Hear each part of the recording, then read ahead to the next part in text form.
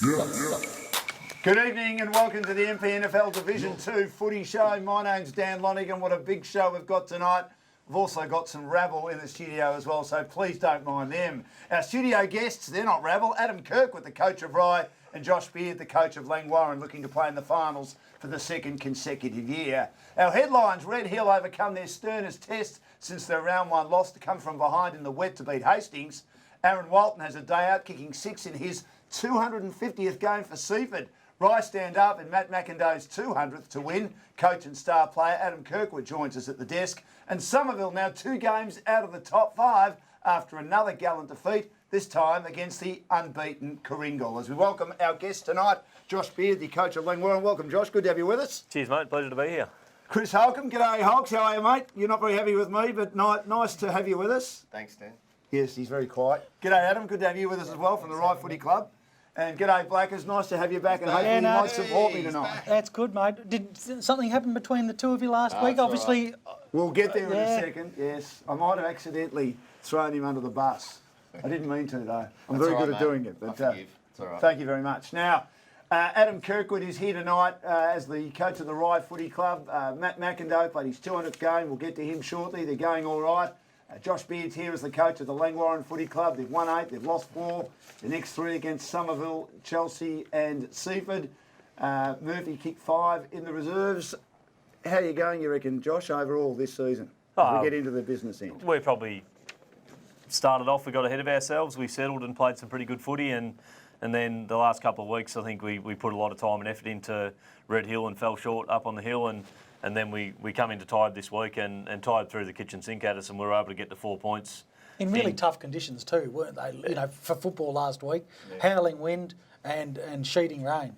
Absolutely, and that's, I mean, halfway through the third quarter, Tide probably had us on toast, but a few things went our way, and we were able to get the 4 points and keep our season on track. So you're feeling pretty good as you go into the last 6 that your best footy is still in front of you? Oh, we believe our best footy's in front of us, absolutely. So we've probably, as a 22, we've been putting together each week. Our personnel's getting stronger and stronger, and some players have missed some big chunks of footy, are starting to roll into reserves footy and senior footy. So our best footy's ahead of us for sure. Why did you get ahead of yourselves?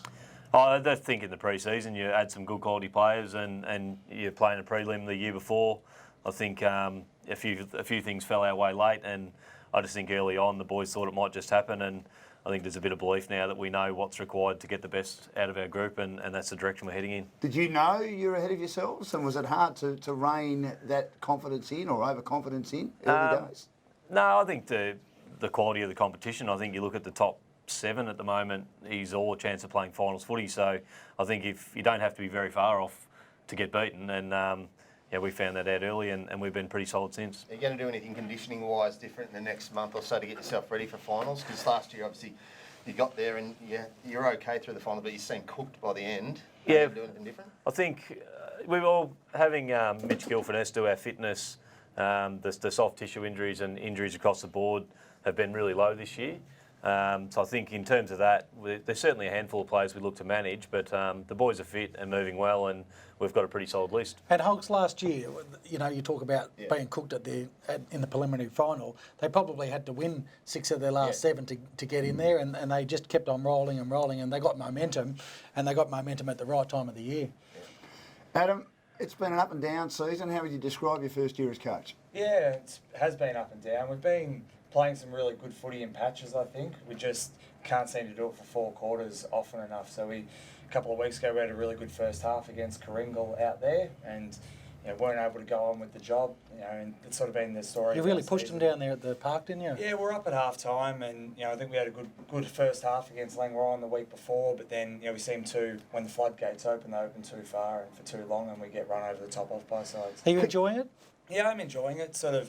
That balance between being a playing coach and, but I am enjoying it down. They've got a really good young group of kids that, Josh before me put a lot of time into, and that's the direction the club's going in. So it's a real focus for us trying to keep that group together over the next few years. What's the biggest challenge as a playing coach? Obviously, you've got a role. You're one of the best players in the team, one of the best players in the comps. You've got a role to play to your level, but you're also obviously having to worry about positions and other players out in the ground as well. How do you manage to juggle that successfully? Yeah, I think it's, you have to have a lot of confidence in your bench and your support staff. On match day, I really try to, besides during the breaks, let things go a little bit and just, we have a plan A, plan B, plan C put in place before we sort of run out there, and then I really just go out there and try and play my role for the team and you've lead got to, by example out on the field. You've got to have a lot of trust in the bloke who's making the moves on the bench, and more often than not, he's not making big decisions. It's just rotation roles. And it's your first year as coach too. So what's been the biggest challenge you've found that you might have thought was a part of it, but you found really challenging? Yeah, I think it is just trying to getting blokes on the track, isn't it? And then when you're out there getting around everybody as well, I find that there's not enough hours in the day to get around and talk to everybody, and trying to provide that really clear feedback for guys to understand what their role is and try and get better, and then probably trying to personally have that balance between coaching and playing and maintaining your touch and all that sort of stuff too. Because you're trying to micromanage like up to 30 people and trying to give them all positive feedback. Probably even more, mate, because you're the senior coach. You're probably involved with 70, up to 65, 70 people, first, seconds and thirds holes. Yeah. Did you not used to talk to the under 19s? No, I didn't talk to them. All the reserves, mate. You're a very naughty Holly. Now, Matt McIndoe plays 200. We'll talk more. You are a strange man. We'll talk more about that shortly, but a great result for the club to get over the line against Devon Meadows. Now, when was the last time, gentlemen, you went down to the Frankston RSL? A great supporter of local sport, Coringal, YCW, and a number of other clubs as well. And it's great to have them involved. Great food, great service, and also a great environment. Hey Dan, I had a beautiful seafood chowder, and I might have mentioned it down there 3 weeks ago. It was magnificent. Yeah, I can't Worth going seafood. down. Well, I can have other things, but... Oh, Dan, we could sit there and I have my seafood chowder, and you could have whatever you like. Imagine you making the seafood chowder. You'd be all over your face. Well, you wouldn't want me to eat the seafood chowder because I'm anaphylactic, so you'd have to take me to hospital, and I need you blackers to give me mouth to mouth. So I don't want to do that. Now, Matt McIndoe's 200th game, what a fantastic performance. And a great servant of that footy club too, mate, hasn't he? Yeah, he has been. He's been there. I think he played all his junior footy down there, and he's played 177 senior games. So he's been a really, really good servant of the footy club, and just bleeds red. And the thing too, Dan, is that he's not an overly tall bloke, but he always gets those jobs on key forwards.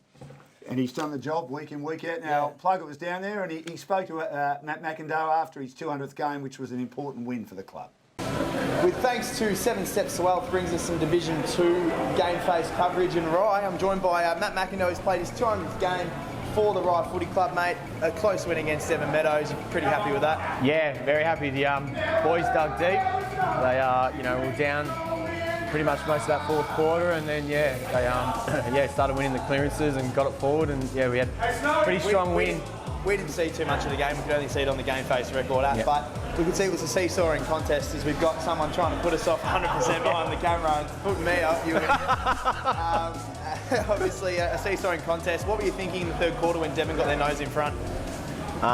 Just that we've got to, just do everything to win. We've got to take the risk, switch every opportunity, and try and win the clearances. It was a pretty terrible day, as you could see. The weather was pretty shocking, but in these conditions, these are the games you really want to win, aren't they? Like going into a game today, knowing the weather's going to be crap, and knowing Devon Meadows aren't a terrible side at all. Nah. You guys are starting to put together some games. Obviously, you pushed Coringal. Yeah. So you knew going into this game you had a fair bit of form. Yeah. We seem to match it with most sides, but we just can't string that fourth quarters. And I think today we really stood up when we needed to. And Devon the same. They can match it with any side, and they just sort of dropped off in that last quarter, which was good for us. Well, enjoy the win. You guys seem up and about to have a good night tonight. Yeah. It's your 200th night as well, mate. Congratulations, 200 games. Well, talking of milestones, Aaron Walton had a big day out in his 250th. Talking of great servants, what a wonderful servant he's been for the Seaford Footy Club. A big percentage booster, kicking 6 goals in his 250th game. It was a result they needed, Chris, and they needed Aaron Walton to be an important part of that. He's been one of the best small forwards in both comps this year, hasn't he? He's just stringing together those 4-5s during the year at critical times. Consistent, isn't he? Yeah, he is. He's been really good. And he was involved in that three-peat when Seafer won 3 premierships. Unbelievable side that one was. And yeah, he was a key part of that. A young kid. Yeah, exactly. And it's good to see Seaford up and about and in that finals contention. You've had your first look at him this year, Josh. Obviously, pretty good player. Mate, he's a jet. I think you probably go small, and he's a great hit-up player who's pretty good in the air, and if you go a bit taller on him, he's pretty good below his knees. So he's a unique player, and like you said, you call him a small forward, but he's probably He's thick set. that growing that more common sort of brand of forward that is around now. That's that medium-sized player that can probably play both aspects of the footy. How did you find him when you guys? Yeah, he's tough to match up on, and yeah, because he can do both. He's good at ground level and good in the air, so he's having a good season. Now, make sure you go to the GameFace app to see the full interview between myself and AFL South East boss John Anderson. Plenty to talk about last week. Lots of very interesting issues. The 2 grand finals, both at Frankston Park, but not all the finals are at Frankston Park. I watched that, Dan. That was very good. Was it? Oh, thanks, Holtz. Very good interview. You were happy with that, were you? Yeah, I was. I wasn't happy about the fact now that the first time that they'll get on Frankston Park is going to be in the grand final. I got that out of it. Why wouldn't they play the second? The prelim. Did you ask them? Even the second semi, The prelim the prelim, and the grand final. 3. You can't. I said they all should be on at Frankston Park. Of course they should. Yeah, he was. And it was all about making sure that, the netball's the big Yeah, issue. but isn't it a football league that we're talking about? It is, but they're trying to make it football netball league No, as well. I realise that. They're very big on that. But they do have. Oh, we don't want to take anything away from the interview, but they are looking at a netball facility at Car Street, aren't they? They are. Out on that car park there that I said last year. Which will become, if they can get that going, then we can get back to actually playing big games on the big ground. And we go through it every year, Dan. That's where it should be. That's the pinnacle, and everyone wants to get down there and play on that surface. As coaches of both clubs, as coaches of clubs, Josh, would you like all the finals at Car Street? Because if you happen to get into a grand final, it'd be great if you got into the grand final this year. Your only opportunity to play there will be grand final day. I think in all my time coaching and playing, I've never heard of anyone, whether it be a player, supporter, committee member, coach, that's not wanted the finals to be there. So never in my time have I heard that. So it's disappointing that we don't get to understand that the traffic and the different things that on the ground and the amount of games that they physically can play there. But it's where the people want the footy to be played. It's where the players want to get in terms of a final. The Frankston Dolphins have also not playing their last home game or made sure that the fixture Mick suited. organised it that the last 2 games made sure that the fixture not played suited for the local finals to be played down there. What do you think, Adam?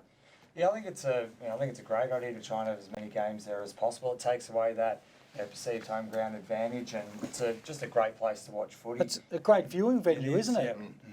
Really good, Dan. And you know, what they should do is that the AFL South East should fund everything, right? And get all of the money that comes in, it comes into a pool. And if there's 10 teams in First Division and 12 in the Second Division, then all that money gets divided and everyone gets a cut of the pool, rather than the sides that get the home final, the catering rights, then the other sides lose out. Couldn't they do, just one more thing, I know we've got to move on, I've got Matt putting a lot of pressure on me here, telling me to break. Thanks, Matt. We'll get there in a second. I'll get in a lot of trouble. Is that his name, is it? From Plugger, from the big fellow who's in charge. But just on that, could they do what the Eastern Football League do and maybe play the netball on Friday night? Yeah, finals. but they saw how successful the couple of finals they had last year with the netball, like out at Somerville, and they had the netball there. It was huge. The crowds on both were huge. No, I realise that. Yeah. We're not going to win it at the moment while there's no netball, so I think we just have to put up the fact that 2 grand finals will be at Frankston Park, and that's it. But the whole interview between myself, we've given a fair bit away here, and AFL South East boss John Anderson is on the GameFace app. So make sure you go to the GameFace app, or if you haven't got it, download it. Back with more shortly. Lots to talk about on the Second Division Footy Show in the MPNFL. This is the MPNFL Division 2 Footy Show. Good to have your company. Let's talk about Red Hill coming from behind in the wet to beat Hastings. And just before we actually concentrate on the game, Josh, there was a heated battle the last time you and Red Hill met. Red Hill disputing comments about Biggs needing an escort after a controversial tackle on Jonah Siverson. It's simmering along a bit, isn't it? No, I wouldn't say it's simmering, mate. I think, if you know Biggs or look at Biggsy, I'm not sure he's the sort of person that would probably require an escort, but He's, like I said, mate, there was a tackle that at the time people saw more to it, and I think when you sit down and take the emotion away from it and look at the footage, that's all it was. It was a tackle. I think everyone got a bit carried away. So, no one wants to see anyone get knocked out, but Jonah did, and we moved forward. So, If he had have been reported and he got a week, would have you accepted that? Because I thought at the time it deserved at least a week. Colin McVeigh was on our program last week from Hastings, was very forthright in his comments. He said if it was in the AFL, there were 2 motions and we all saw it. He thought he should have got 2 weeks. I don't think there was 2 motions, Dan. and I thought there were 2 the motions. beauty of that though is we're not the AFL, and they look at them differently. So there's a way the AFL adjudicate, and there's the way the MPNFL adjudicated, and the way the umpires saw it. John Anderson saw it. I think 85% of the umpires saw it. That the umpire, who was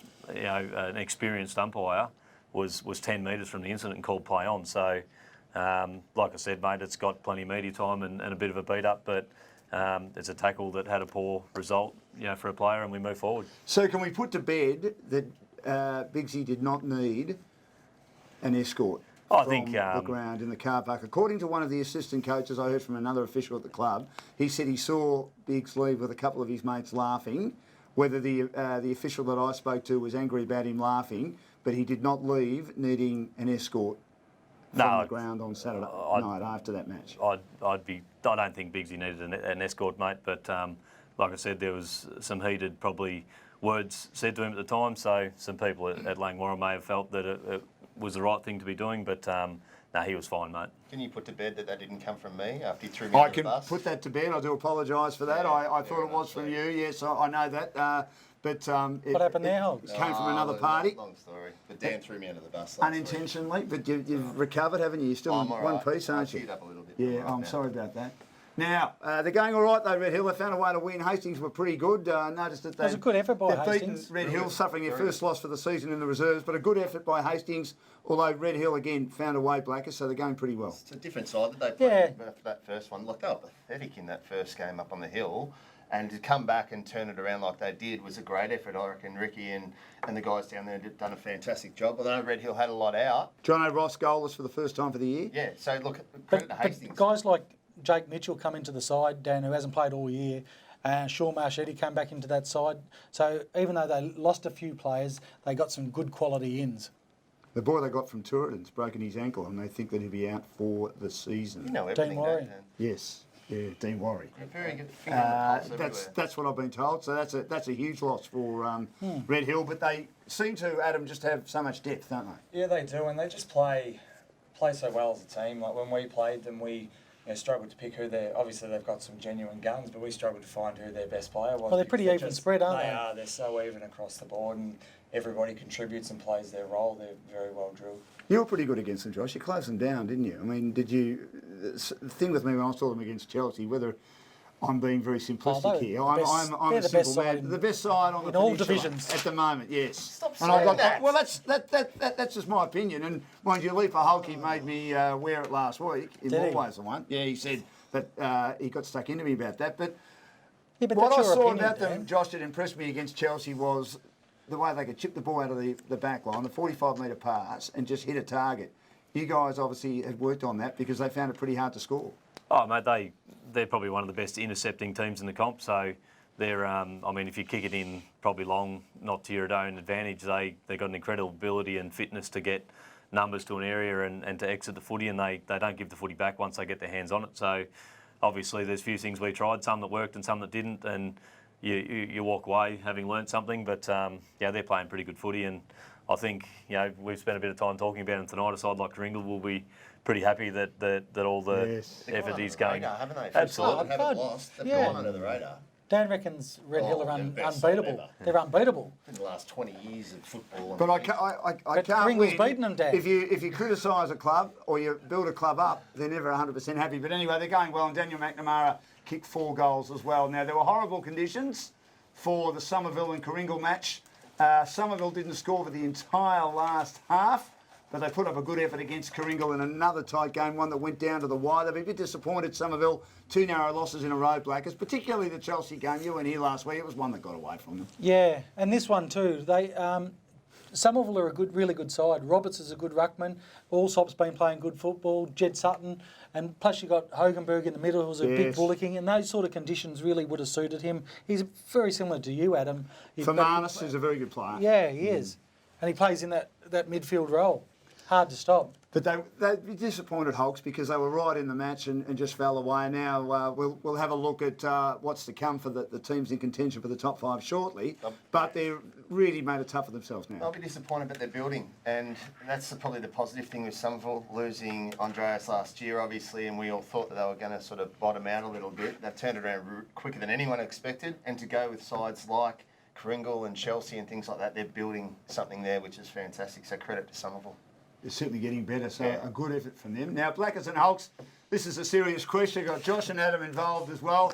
Play the game, please, boys. Who do you bank with? Bendigo Bank donate 20% of all profits back to local communities. So who do you bank with?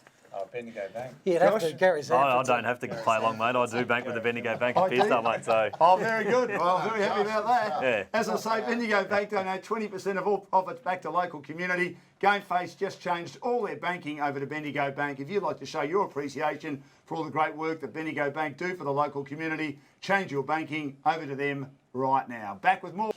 Well, let's have a look at the graph for the 4 teams still in contention to play in the finals. And this was put together by our work experience person last week. Now, Hulks, you and I both struggled with this badly last week, but I think we sort of know how it works now. In regard to Hastings, our work But you couldn't work this out last week, Dan. I couldn't work it out early days. I had no idea. It was spot on, though. One means a win, 50-50, so it's a 50-50 game. I worked it out once it was explained to me. Not straight away. Thank you, Blackers. Now, looking at it on the left-hand side, our work experience students got Hastings winning against Devon, Tyab and Rye. Sorry, Adam, you think they'd probably do that, although Rye will no doubt be aiming to push them and push them hard. A loss to Chelsea and 50-50 against Seaford and Somerville. Now, if they win those 3 games and don't win anything else, they finish on 40. Whether it's enough to get in with not a great percentage, I think that's problematic. They'll need to win one of the 50-50 matches. If they win both 50-50 matches, they finish on 48. Now, Somerville, going to be very hard now. They've got Langwarren this week, Seaford the week after. The work experience boy believes that they'll lose both of those, and they're certainly 50-50. But the win column is for Tyab, Pearsdale and Crib Point, and again 50-50 for Hastings. They've got to win, don't they, boys? At least a couple of 50-50 matches to be right in the mix. Yeah, they've been very good at home as well, so it's a real danger game. And it's a must-win for Somerville, but a danger game for Langley this week. Now, Seaford, looking at their situation, the work experience boy has said that there'll be a win against Pearsdale, a loss against Kringle, and then there'll be 50-50 matches, Somerville, Langley and Hastings, and a win against Crib Point. They win those 2 games, 40. If they win the 3 50-50 propositions, 52. What do you reckon about Seaford? They've flown under the radar a bit. No, I don't think they've flown under the radar, Dan. They're a pretty competitive side last year, and I always thought that they were going to make the finals. Whether they can finish top 3 or not, it will depend on their run home. What do you think, Adam, about Seaford? Seaford, yeah, when we played them, they were a good side. We stuck with them for 3 quarters and they blew us away a bit in the last quarter. As you can see, though, they've got a few tough games there against good opposition, so we'll sort a few out, I think. Now, Josh, your boys, Langwarren, you've got Tyab this week, a win, and then Somerville, Chelsea, Seaford, Kringle, of course, coming up. So you've had a win against Tyab, which was good. Now, the Somerville match is seen as 50-50, Chelsea 50-50, Seaford 50-50, Kringle 50-50, and the only win the work experience boy's given you is the Red Hill. In fact, he's given the Red Hill match a loss and the Pearsdale match a win. So he believes it's going to be tough for you, but you probably need to win at least 2 of those 50-50 matches to get in. Absolutely, mate. We sat down last night and sort of looked at our last, we've broken our seasons into 3 blocks, and we looked at our last 6 games, and as tough a draw as we have, if you're going to be good enough to go deep into the finals, we've got to be able to beat probably 3 of those sides. So we look forward to the challenge, mate. Yeah, that's a cracking month coming up, isn't it? Yeah, it's huge. Yeah. So, and that's what it is, mate. I mean, I'm not sure how the draw comes about or how it's made up, but it's what we've ended up with. So overall, you're happy with that though, because if you're good enough, you'll win those games and you'll be match hard and come finals. Yeah, absolutely. No, there's no doubt about it. We know it's ahead of us, and we know if we can beat those sides, it'll put us in a good position to be in the top 3 and have a crack at it. Apparently Blackers is doing the draw next year because he knows everything, don't you, Tone? What didn't you say? You said you wanted to do the draw next year, didn't Well, you? I just think that the draw should, the top 6 sides from whoever finishes top 6 this year should play each other twice, and the bottom 6 should play each other twice, and then you just filter the other ones out. That's just logic to me, Dan. What do you reckon? Well, isn't it logic to everyone? I agree. believe It's no exactly one the same as it is. I mean, So it the should way be. it should be in the AFL, you've got to Yeah. look at the draw properly, and make it as Cri- even as you possibly And can. I've spoken And about you don't it have before. an even competition. Crib Point and Pearcedale are on the bottom of the ladder, and they only play each other once. Yeah, it's ridiculous. It's ridiculous. So we're looking at what happened in round 12 last week. Now, Hulks and I Blackers. picked them all. Yeah. Yeah, well, You and didn't, Hulks. God. Oh, I didn't back you. That's right. No, you I did picked 'em. not. No, so just having a good look at that. Blackers picked them. Blacks is going well, and Hulks Hulks is is full of struggling. shit. You're allowed to miss one. And as once in a usual, I couldn't tip my hat. I'm all over the place. while. Yeah, well, we've known that for a while. Yes, I know that. So we'll see what happens in round 13, but of course brought to you by the Franks and RSL. The goal kicking, Mark Holt just won last week to go to 54. Aaron Walton kicked 6. He's now on 45. He's gone ahead of John O'Ross. His first goalless round of the season, but other players stepped up, as we said. He's on 44. Harry Larwell was one of those for Red Hill. He's on 33. Ryan Gillis, the G-man, as they call him down at Somerville, no goals with all the tats on his head there. No goals, and he's on 32. Michael Theodoriadis There we kicked go. 2 last week to go to 30. And Curtis good that he's back. Bywater, the king, Hey. 9 goals in the last 2 weeks for the Yeah. king. Long live the I'm king, not calling and he's him on the king. 28. And is that self-proclaimed, really? It is And self-proclaimed. it's meant to be off Absolutely. the track, not on the track. That's what he was talking about, wasn't he? Oh, well, they still call him the king on the He's not track. getting one. No, I don't think he's a king anymore. I think he's settled down. I think during the week he's come out and announced that he's got a permanent girlfriend there. So So is he the prince, Josh? You got the slap, you reckon, last week? Now, there's no Red Hill or Crib Point. They played a match earlier in the season, so only 5 matches this week. So Tyab and Chelsea, you would expect Chelsea to win that. No James Brain this week, again, just overcoming a hamstring injury. Yeah, And I'll- Tyab have got a few injuries. Well done to Tyab last week. They took it right up to him. They were very good, Hulks. Yes. Really good. Conditions probably suited them too, did they? Yeah, bullocking and they made the most of their forward entries. I thought that they, Nice. yeah, they were really good. Tyab quite a big injury list at the moment. McCartney hamstring out for 2 weeks. Ransom a hamstring out for 2 weeks. Allen an ankle, probably 3 weeks. Thomas a groin injury out for a couple of weeks. Wilson a back injury, he's indefinite. And Danny Edwards, they've lost him to love, according to the coach. He said, we must mention this, just been engaged to his long-time girlfriend, Rhiannon Coombs. He's playing in the reserves at the moment, but he's been lost to love. Good song too by Air Supply way back in the 70s. What's happened to and 80s. Anderson? Has he been cleared to Devon Meadows or? I haven't heard that Down yet. there, is that the rumour? little whisper he's been cleared to Cranbourne during the week. Oh, really? Cranbourne, Cranbourne. they got in ahead of them. Yeah, oh, you wonder maybe they flick him to Cranbourne and Be Cranbourne careful flicks with him rumours across on to this Devon. show, I'm not mate. sure, but They get out of hand a little bit on this show. Just got to make sure you do your homework before you start throwing stuff out there. Well, he's certainly. I've got a big story coming up very shortly. Yeah. Devon Meadows taking on Hastings. Hastings just have to win and will win I'm off comfortably. Devon. I've backed them a couple of times this year and they've just crapped on me. So Oh. Hastings back in town.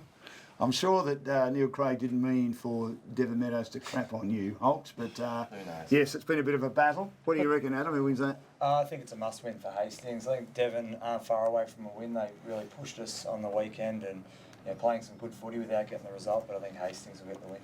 Seaford and Coringal. Seaford hosting Oh, you're not a gonna big ask me, game, Dan. massive game. Well, what do you reckon, Blackers? Sorry. I think Hastings. Yeah. Well, Thanks, that's Dan. why I didn't need to worry. Go on, Blackers. Seaford, you get first crack here. Seaford, yeah, they're being very good at home, but I think Coringal are going along nicely. I think Robinson and Stanley are probably their 2 big outs at the moment. They'd want to lose one, though, wouldn't Yeah, they? Coringal. I think Seaford at home for me. Pearcedale and Rye. You Rye? should win. You Well, they should win lost this on- one, Adam. Why, you lost them early in the year. We did, yeah. Is that still haunting you a bit? You Yeah, were it leading is, quite like, comfortably, weren't you? Yeah, first game as coach, we're up by 5 goals at 3/4 time, and I think we led for all. You didn't say just Yeah. enjoy the rest of the day, Well, boys, No, did you? we led for all bar 1 minute of the game, I think. So yeah, we can get this one back, I think. I think you can too. What do you think, Josh? They should win it, right? Shouldn't they? they should, mate. Yeah, I think Pearsdale are working on playing some young kids, but Rye's form's been improving each week. They're your old team. Played a lot of footy there. You're a life member there. Are you concerned about where they're going and how they're travelling at the moment? No, my focus is all at Langwarrin, mate. I think there's good people at Pearsdale running that footy club, so I'll let them worry about that, mate. What a great answer by the coach there. Now, big match for Langwarrin against Somerville at Somerville.